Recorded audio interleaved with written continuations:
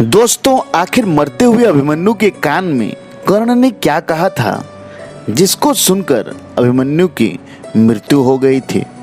दोस्तों, जब जब महाभारत की बात की जाती है तब अभिमन्यु का नाम महाभारत में एक महान योद्धा के रूप में लिया जाता है, क्योंकि जिस उम्र में आज के युवाओं को जीवन की कठिनाइयों का ज्ञान तक नहीं होता, उस उम्र में अभिमन्यु ने महाभारत के अनेकों महारथियों के छक्के छुड़ा दिए थे। लेकिन अंत में महान पराक्रम दिखाने के बावजूद अभिमन्यु वीरगति को प्राप्त हो गए। लेकिन यहाँ प्रश्न यह है कि आखिर मरते हुए अभिमन्यु के कान में कर्ण ने क्या कहा था। लेकिन इसके पहले अभिमन्यु के बारे में कुछ आश्चर्यजनक बातें भी जान लेते हैं। दोस्तों, महाभारत का यह महान योद्धा अभिमन्यु, जिसने एक ही युद्ध में अकेले ही पूरे कौरव सेना में प्रलय मचाकर उनको घायल कर दिया था, उस योद्धा का जन्म मृत्यु दोनों एक रहस्य है। यह रहस्य लोक और परलोक के ऐसे भेद खोलता है जिन्हें देखकर कोई भी हैरान हो सकता है। इस तरह से किसी साधारण योद्धा का भगवान श्री कृष्ण का भांजा होना और महज 18 वर्ष की आयु में वीर गति को प्राप्त होना एक रहस्य ही तो है।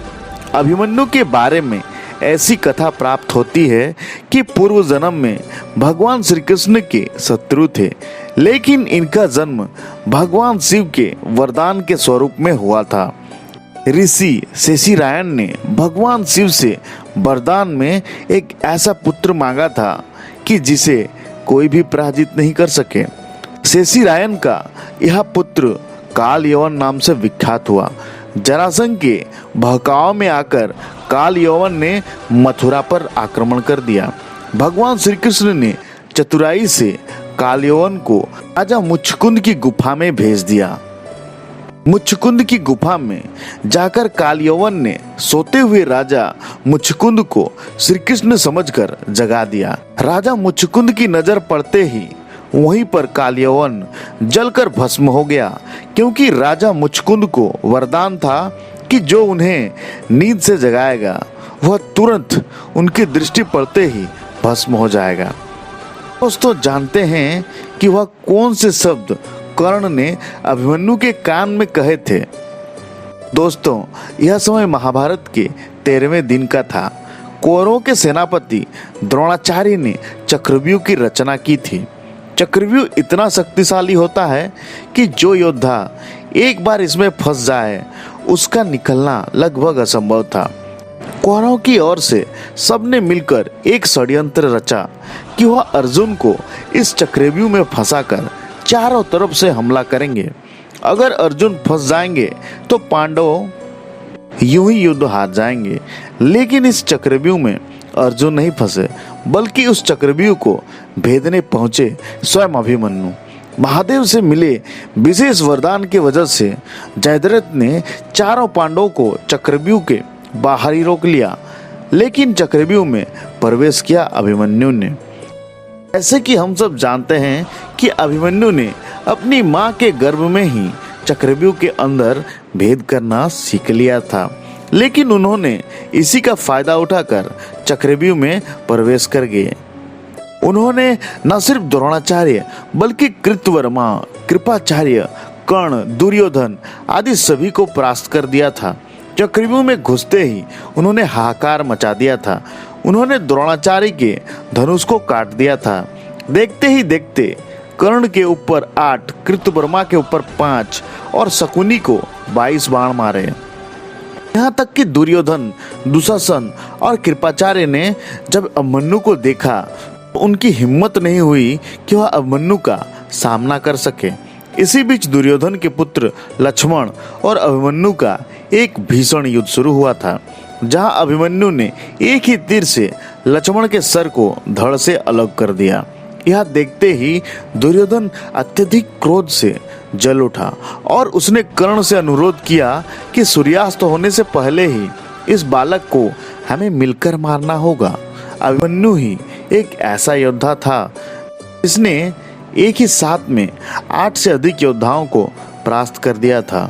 जब द्रोणाचार्य को भी इसके बारे में एहसास हुआ तब उन्होंने कर्ण से कहा कि इस बालक के धनुष को हमें काटना होगा। अगर इस बालक के हाथ में धनुष रहा तो पूरे कौरव वंश का नाश हो जाएगा। इसीलिए मौके का फायदा उठाकर कर्ण ने अभिमन्यु का धनुष काट दिया। अश्वत्थामा ने उसके रथ के टुकड़े टुकड़े कर दिए।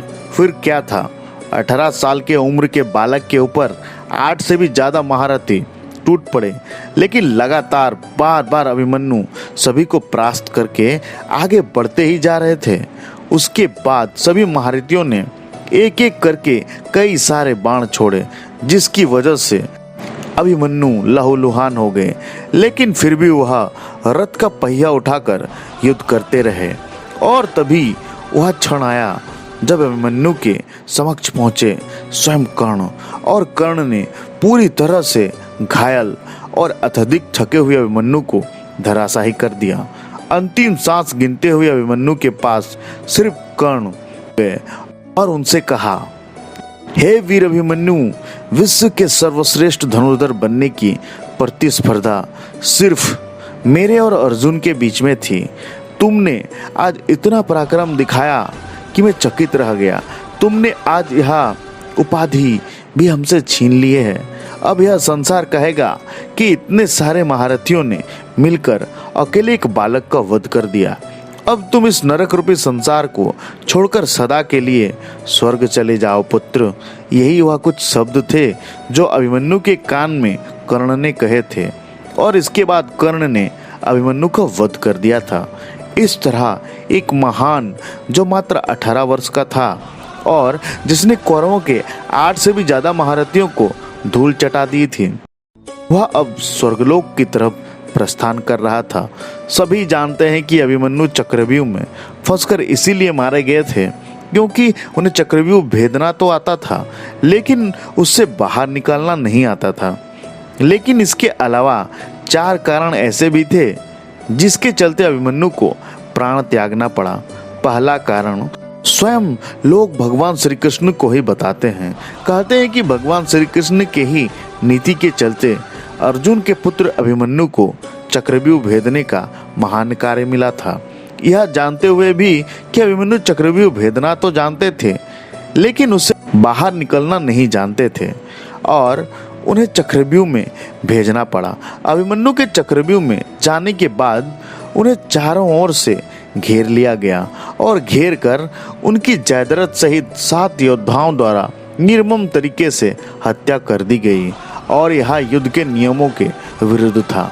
कहते हैं कि श्री कृष्ण यही चाहते थे, जब युद्ध का नियम एक बार एक पक्ष तोड़ देता है तो दूसरे पक्ष को इसको तोड़ने का मौका मिल जाता है।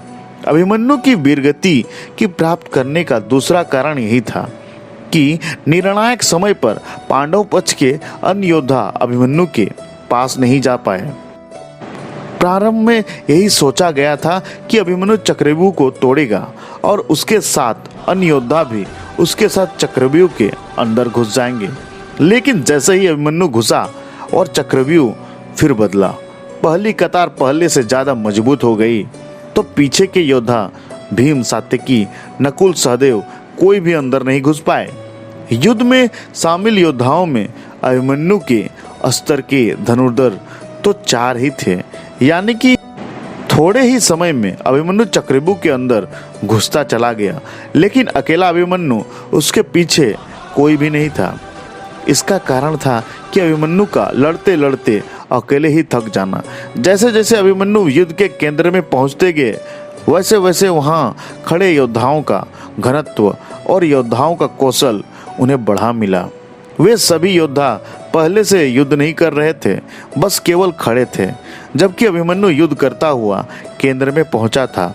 अभिमन्यु जहां युद्ध और व्यूह रचना तोड़ने के कारण शारीरिक रूप से थके हुए थे, वहीं कौरव पक्ष के सभी योद्धा तरोताजा थे। ऐसे में अगर अभिमन्यु को चक्रव्यूह से निकलने का ज्ञान होता तो कदापि वह बच जाते, और या फिर कुछ योद्धा भी उनका साथ देते तो शायद वह बच जाते। चौथा और मुख्य कारण था युद्ध के नियम के विरुद्ध उनकी हत्या।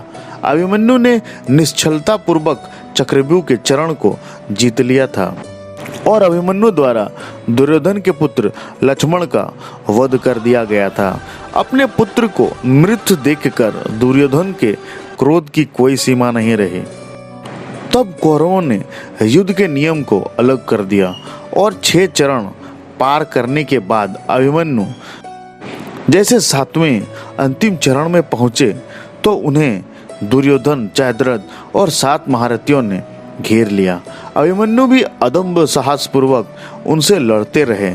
7 ने मिलकर अभिमन्यु के रथ के घोड़े को मार डाला और फिर भी अपनी रक्षा करने के लिए अभिमन्यु ने अपने रथ के पहिए को ऊपर रक्षा कवच बनाते हुए रख लिया और दाएं हाथ से तलवारबाजी करते रहे। इसके बाद अभिमन्यु की तलवार ही टूट गई और रथ का पहिया भी चकनाचूर हो गया। वहां अभी अभिमन्यु निहत्थे थे। युद्ध के नियम के अनुसार निहत्थे पर वार नहीं किया जा सकता था, किंतु तभी जयद्रथ ने पीछे से निहत्थे अभिमन्यु को जोरदार तलवार से प्रहार किया। इसके बाद एक के बाद 7 महारथियों ने उस पर एक एक कर वार किया और अभिमन्यु वहीं पर वीरगति को प्राप्त हो गया। अभिमन्यु के वीरगति का समाचार जब अर्जुन को मिला तो वह बेहद क्रोधित हो उठे। अपने पुत्र के मृत्यु पर शत्रुओं का सर्वनाश करने का उन्होंने निर्णय लिया। सबसे पहले उन्होंने कल के संध्या का सूर्य ढलने के पूर्व जयद्रथ का वध करने की शपथ ली। दोस्तों, इस प्रकार एक महान योद्धा वीरगति को प्राप्त हो गया। तो दोस्तों, आपको यह कथा कैसी लगी कमेंट में जरूर बताइएगा। तब तक के लिए धन्यवाद।